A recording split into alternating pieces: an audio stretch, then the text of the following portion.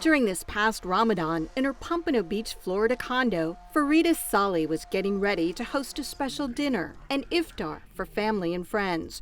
The main thing is the dates. It's a sunnah taken after Prophet Muhammad. During their holy month, Muslims traditionally fast from sunup to sundown and then break the fast with a celebratory group meal.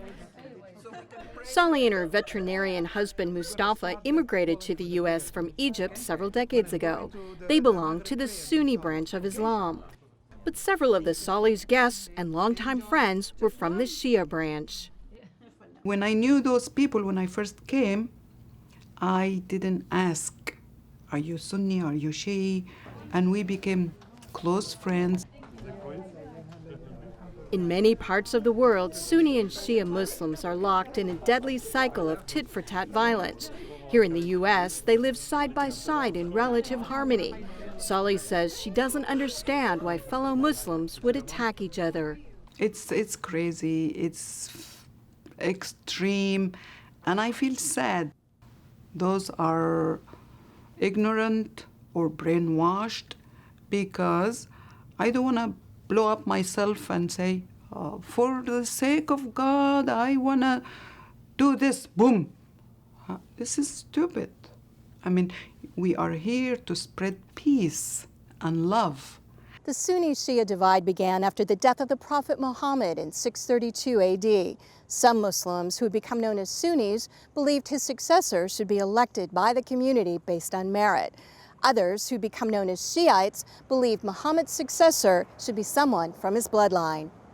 The dispute was over who is going to be the successor, who is going to be the leader. It is dispute over power and privilege.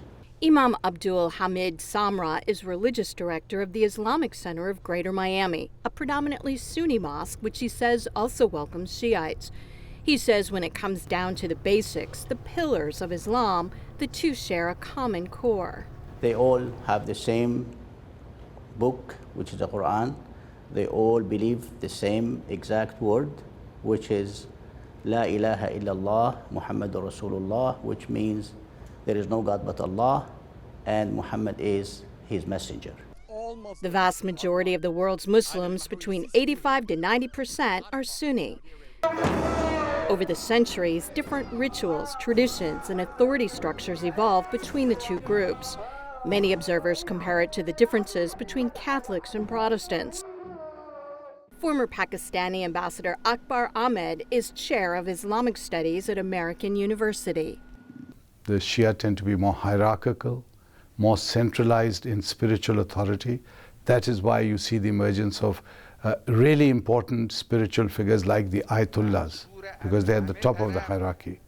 The Shia have special shrines and practices to revere historical imams who are considered martyrs and saints. We follow the Prophet and his progeny, his family, and down to his grandchildren, and take leadership from them and their instructions. Bushra Razvi serves on the board of the American Islamic Center of Florida, a predominantly Shia mosque. Who would know you better than your own family? So that's how we kind of feel that, you know, whatever is been passed down to us through the imams, through the Prophet's grandchildren, that's the religion of the Prophet. Allahumma salli ala Muhammad wa ali Muhammad. While the two groups offer many of the same prayers, Shiites and Sunnis often hold their hands and arms in different positions. Many Shiites pray with their forehead on a small earthen object called a turba. Some in the Sunni community strongly object to the use of the turba and the Shia devotion to saints. Many U.S. experts on Islam argue that those differences are relatively insignificant. Shia have very minimum theological differences with the Sunnis, minimum theological. They're largely political and largely ethnic. The Shia tended to be based in what was Persia, the Persian Empire. The Sunnis tended to be based in the Arab world. And that division still prevails. Today, Iran is the dominant global Shia influence and Saudi Arabia the dominant Sunni influence.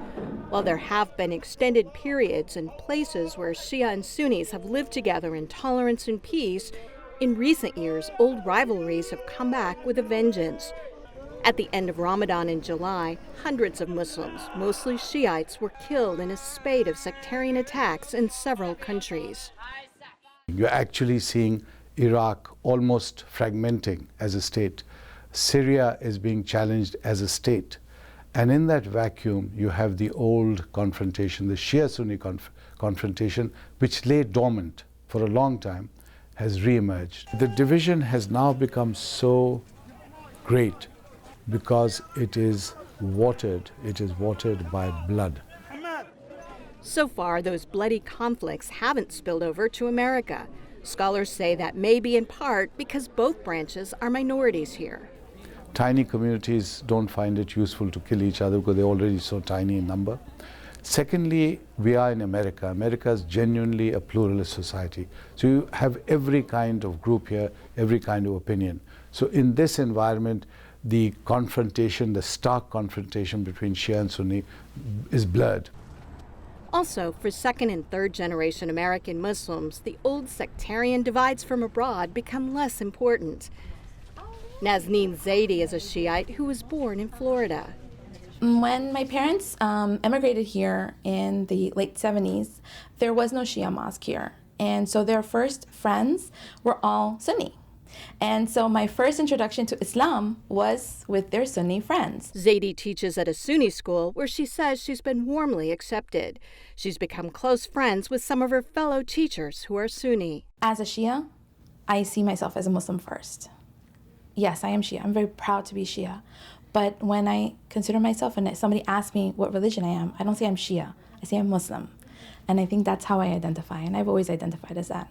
Still, there have been some tensions between the two communities. Razvi says sometimes Shiites have not been welcomed at Sunni mosques. It does happen occasionally, but then it's a small segment of people that I personally feel might be ignorant because they may not have ever been exposed to some Shia people in their community or in their circle of friends, and they just think that whatever you're doing is wrong. This past Ramadan, her Shia mosque held a special prayer service where the two communities prayed together and then broke their fast together. It's become like an extended family. They're Shia, they're Sunni, they're men, women, children.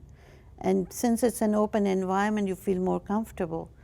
Some worry that tensions could escalate as the U.S. Muslim community grows. Imam Samra believes any lingering prejudices can be overcome with education. A lot of those people, those extremists from both sides, they use people with less education, they use ignorance.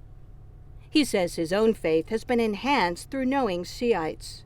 We respect one another, and hopefully we understand and learn from each other. And especially when it comes to something good, I would love to take the good thing from anyone. Many U.S. Muslims say the good Shia-Sunni relations here could be a model for other parts of the world. But Ambassador Ahmed fears that image gets overwhelmed by the anti-Muslim rhetoric of the current political cycle. The Muslim world looking at the United States is actually seeing images of Islam under attack. Nonetheless, he believes the positive message of Shia and Sunni living together in peace is one the world desperately needs to see. America can always be, and must be, to me at least as a new American, a beacon for the rest of the world. The world can look at America and say, look, here you have literally a lamb and a lion sitting together in harmony. Welcome, Bob. Thank you for coming. I'm Kim Lawton in South Florida.